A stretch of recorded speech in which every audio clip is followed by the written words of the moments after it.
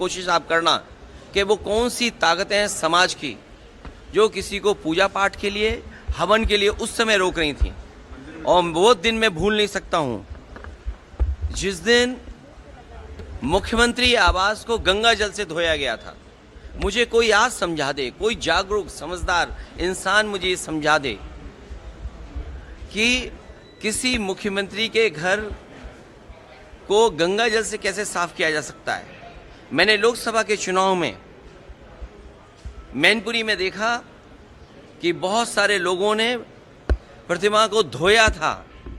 अगर ये सब बातें मैं भूल जाऊं एक बार को, लेकिन उसके बाद मैं कन्नौज में उस मंदिर में गया था जिस मंदिर में जाकर के पहली बार मैं चुनाव जीता था, और मेरे वहां आने के बाद मंदिर धोया गया था।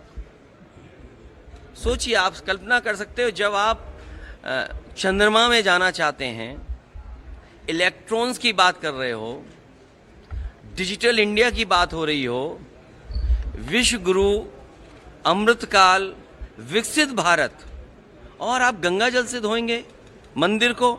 सवाल अगर ये हट जाए एक बार को, और जो सदन का सवाल है, क्या बीजेपी, कांग्रेस पार्टी के नेता या किसी भी व्यक्ति की जात पूछ सकती है?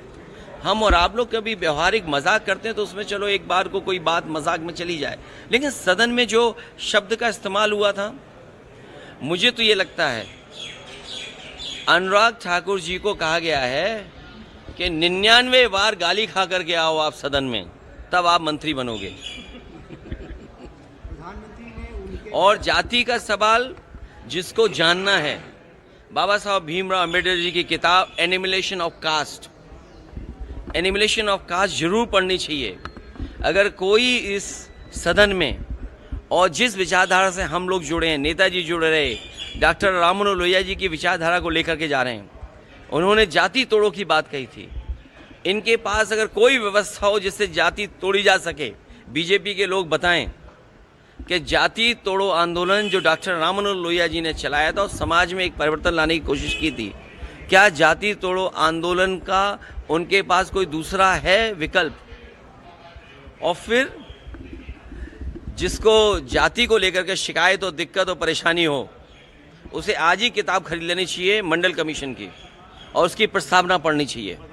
और प्रस्तावना के साथ साथ हमारे संविधान की प्रस्तावना भी पढ़नी चाहिए, जिसमें सोशलिस्ट कंट्री की बात कही है, जिसमें गैर बराबरी खत्म करने का रास्ता दिखाया गया है। और जाति के आधार पे ही आपको आरक्षण क्यों दिया है? आरक्षण इसीलिए दिया कि हम जाति के आधार पर हम गरीब हैं। तो अगर ये मांग हो रही है कि जाति जनगणना हो तो कोई गलत नहीं है।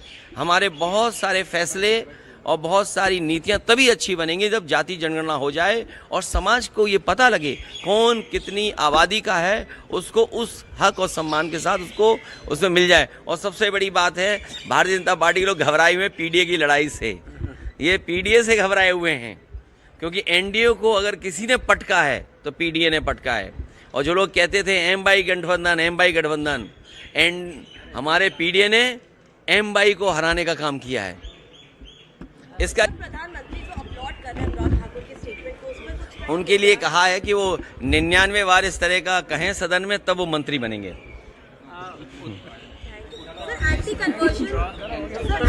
अरे आप मैं पत्रकार साथियों से हाथ जोड़ूंगा। कल भी मैंने कहा कि आप मुख्यमंत्री जी से क्या उम्मीद करोगे? उनसे कोई और उम्मीद कर सकते हैं आप कोई उम्मीद ये कर सकते हैं कि किसानों की आय दोगुनी करेंगे? क्या उनसे उम्मीद कर सकते हैं कि आज के ज़माने के हिसाब से किसान के लिए वो मंडी बनाएंगे? जितने बड़े पैमाने पर नौजवान बेरोजगार हैं, क्या उनको नौकरी देने का बात कहेंगे? अरे जिन्होंने बिजली को महंगा कर दिया हो, बिजली के कारखाने पूरे ना किए हों, उत्तर प्रदेश को बर्बाद कर दिया हो, और उनसे क्या उम्मीद करोगे? क्योंकि वो ध्यान हटाना चाहते हैं। कभी तख्ती लगवाते फिर रहे हैं, कभी फिर वो ऐसे कानून ला रहे हैं। अरे छुआछूत के खिलाफ भी कोई काम करेंगे। और फिर सरकार, ये जानते हैं आप, अगर इंटर कास्ट शादी करते हैं तो आपको मदद करती है सरकार। आप इंटर रिलीजन करते हैं तो यूपी की सरकार मदद करती थी। तो इसी सरकार से पूछो कि पिछले 6 साल से जो पॉलिसी बनी हुई थी कि इंटर कास्ट, इंटर रिलीजन शादी में सरकार मदद करेगी, तो ये बताएं कि सरकार मदद करेगी कि वो भी खत्म कर दिया कानून? आदित्यनाथ जी ने कहा कि आप चचा को गच्चा दे दिया। अरे भाई, दिल्ली वालों ने लखनऊ वालों को गच्चा दिया और लखनऊ वालों ने दिल्ली वालों को गच्चा दिया, और उसके लिए सब सर एक दूसरे से मार रहे हैं कि आखिरकार गच्चा किसने किसको दिया। चलिए आइए सर एक photo Awadhesh sir anti conversion अरे आप मैं पत्रकार साथियों से हाथ जोड़ूंगा। कल भी मैंने कहा कि आप मुख्यमंत्री जी से क्या उम्मीद करोगे, उनसे कोई और उम्मीद कर सकते हैं आप कोई उम्मीद ये कर सकते हैं कि किसानों की आय दोगुनी करेंगे? क्या उनसे उम्मीद कर सकते हैं कि आज के ज़माने के हिसाब से किसान के लिए वो मंडी बनाएंगे? जितने बड़े पैमाने पर नौजवान बेरोजगार हैं, क्या उनको नौकरी देने का बात कहेंगे? अरे जिन्होंने बिजली को महंगा कर दिया हो, बिजली के कारखाने पूरे ना किए हों, उत्तर प्रदेश को बर्बाद कर दिया हो, और उनसे क्या उम्मीद करोगे? क्योंकि वो ध्यान हटाना चाहते हैं, कभी तख्ती लगवाते फिर रहे हैं, कभी फिर वो ऐसे कानून ला रहे हैं। अरे छुआछूत के खिलाफ भी कोई काम करेंगे? और फिर सरकार, ये जानते हैं आप, अगर इंटर कास्ट शादी करते हैं तो आपको मदद करती है सरकार, आप इंटर रिलीजन करते हैं तो यूपी की सरकार मदद करती थी। तो इसी सरकार से पूछो कि पिछले 6 साल से अखिलेश यादव